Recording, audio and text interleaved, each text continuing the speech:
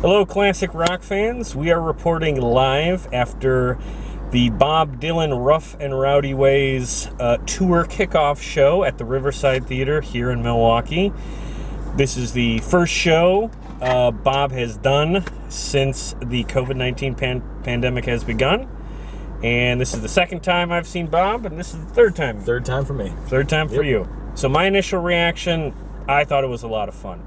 The set list was very heavy on the new record, but he did play some old favorites. Not a lot of hits, not a lot of his famous tracks, but Simple Twist of Fate, longtime fans would know, and also a up-tempo rock and roll version of Gotta Serve Somebody, which was definitely the highlight for me.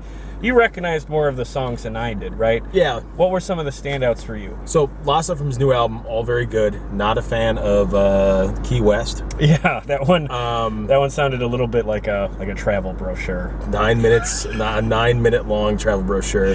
Yeah.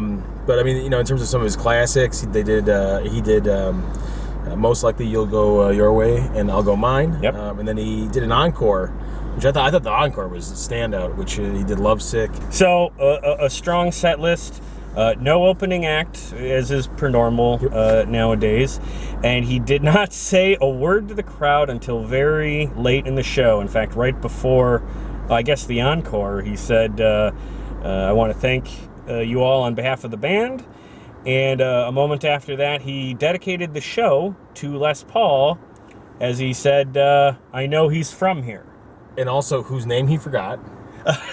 He had to lean into, I believe, the rhythm guitar or steel guitar, right, and ask for clarification of who is it again? We want to play this whole show tonight for Les Paul. Les Paul, we know he was from here, and we want to honor him tonight for that particular show. And that was after he forgot the order that he was supposed to introduce the band. He was definitely pointing to the wrong guys in the band. It was a long show. Yes. We are just having a little fun. It was great. It was a great show. Right. Solid. And it, you know, despite maybe him just having a, brain fart, it was very nice of him to mention Les Paul, who's arguably probably, well, I would say Les Paul has to be an influence on Bob, and I mean, really. Especially the particular brand of music he's doing now, more like the old school kind of rhythm and blues and stuff. No, it was a really great show. I mean, we got to see him kind of dance a little bit. The dancing was interesting because it was more of like it was almost, some of his dancing was like a motion in a direction, like I'm gonna dance this way, and then he just, that's as far as he goes. They were pretty restrictive of videos. Oh yeah. So I don't know how much of that's gonna get out online. So I think maybe we should kind of paint the visual picture for your viewers here. His dancing was basically grabbing two mic stands, hunched over and kind of wiggling. It was kind of a wiggle. Like a wiggle, which is another Dylan classic. It was a full house. The crowd reacted really well to a number of songs. I think, Milwaukee was with him. I think everybody was really appreciative that he picked right here to start the tour and to break his 2-year absence from live shows. Absolutely. So definitely a treat to see him.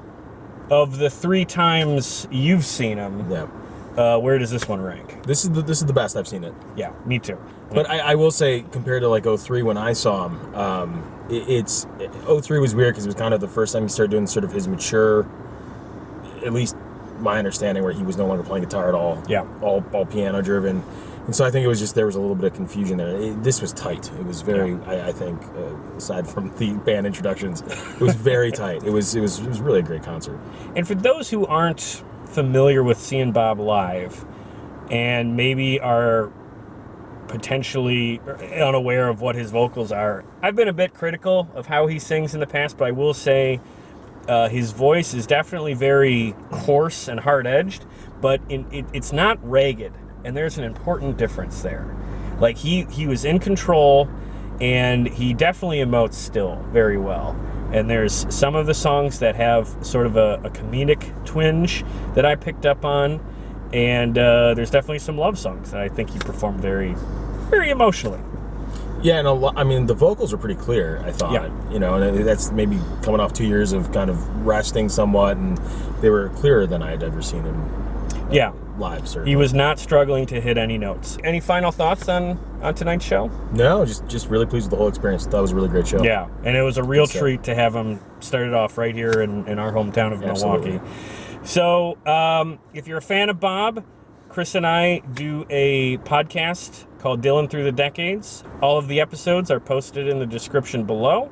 Each episode is a decade-by-decade look at Bob's career highlights and discography. So if you're looking for some Bob Dylan content, I would check out what we've been doing. It's been a lot of fun. Please subscribe to the YouTube channel. Find us on Facebook and Twitter. And if Bob is coming to your town, I would say definitely go see him. The Rough and Rowdy Ways tour is scheduled to go through at least 2024. And presumably, if he's still kicking, the never-ending tour will go on as the name implies. Yep. All right. Thanks for joining us. Have a good night. Take care.